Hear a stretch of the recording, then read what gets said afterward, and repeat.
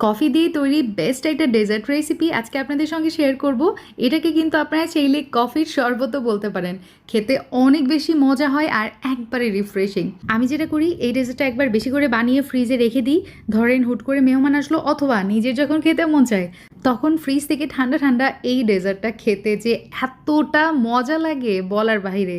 আর সবসময়ের মতো সহজ করে আজকের রেসিপি শেয়ার করব, কারণ হৃদয় ফেরদৌস খান চ্যানেল মানেই সহজ রেসিপি। প্রথমে একটা কড়াইয়ের মধ্যে আমি 2 কাপ প্লাস 1/4 কাপ পানি নিয়েছি, তার সাথে 1/4 কাপ আমি চিনি দিয়ে দিলাম।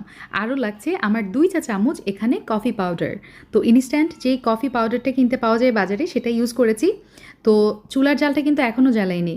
আমি হাফ টেবিল চামচ এখানে আগার আগার পাউডার দিয়ে খুব ভালো মতো মিক্স করে দিয়েছি। এখন চুলার জালটা অন করে এই মিশ্রণটা আমি খুব ভালো মতো বয়েল করে নিব। এই ধরেন 5 মিনিটের মতো আমি বয়েল করে নিয়েছি।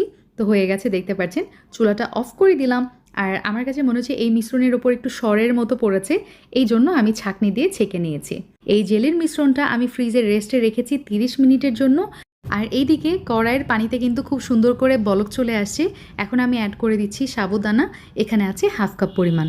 এই পর্যায়ে চুলার জালটা আমি মিডিয়ামে রেখে সাবুদানাগুলো কমপ্লিটলি সিদ্ধ হয়ে যাওয়া পর্যন্ত ওয়েট করছি। প্রায় 15 মিনিট থেকে 20 মিনিট মতো টাইম লেগেছে আমার। পারফেক্ট হয়ে গেছে। একটা স্ট্রেনারে আমি পানিটা ঝরিয়ে নিব, পাশাপাশি এই সাবুদানাগুলো ট্যাপের ঠান্ডা পানি দিয়ে কয়েকবার আমি ধুয়ে নিয়েছি। এভাবে সাবুদানাগুলো কয়েকবার পানি দিয়ে ধুয়ে নিলে সাবুদানা কিন্তু স্টিকি হয় না সিদ্ধ হওয়ার পরে। এই পর্যায়ে দেখতে পাচ্ছেন আমার জেলিগুলোও কিন্তু খুব সুন্দর করে সেট হয়ে গেছে, একদম পারফেক্টভাবে সেট হয়েছে।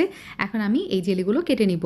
আপনারা আপনাদের মন মতো কেটে নেবেন। তো আমি আমার মন মতো কেটে নিচ্ছি। একটু ডিজাইন করার জন্য এই যে এরকম জিগজ্যাগ এই নাইফটা দিয়ে আমি কেটে নিয়েছি। দেখতেই পাচ্ছেন কতটা সুন্দর হয়েছে। তো আমি এরকম লম্বাটে রাখবো না, আমি যেটা করব আরও ছোট ছোট করে কিউব করে কেটে নিচ্ছি। তো দেখতেই পাচ্ছেন আমি কিভাবে কেটে নিয়েছি। হয়ে গেছে পারফেক্ট। আমার 90% কাজ কমপ্লিট। এখন সব কিছু অ্যাসেম্বল করার পালা। বাজারে ক্যানের মধ্যে যেই ঘন দুধটা কিনতে পাওয়া যায় এভাপোরেটেড মিল্ক বলে, এটা আমি ইউজ করছি। তবে বাসায় 3 কাপ লিকুইড দুধ জাল করে আপনারা 1.5 কাপ বানিয়ে সেই ঘন দুধ এখানে ইউজ করতে পারেন।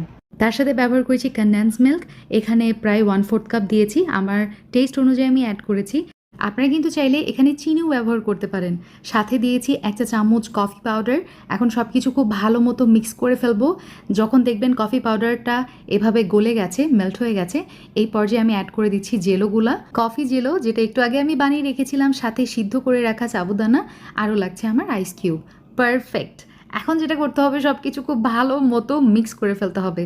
আপনারা চাইলে আমার মতো এভাবে আইস কিউব দিয়ে সাথে সাথে সার্ভ করতে পারেন, অথবা যদি আইস কিউব দিতে না চান সেক্ষেত্রে এভাবে নর্মাল ফ্রিজে রেখে দিবেন। 2 ঘন্টা পর সার্ভ করলেই হবে। তো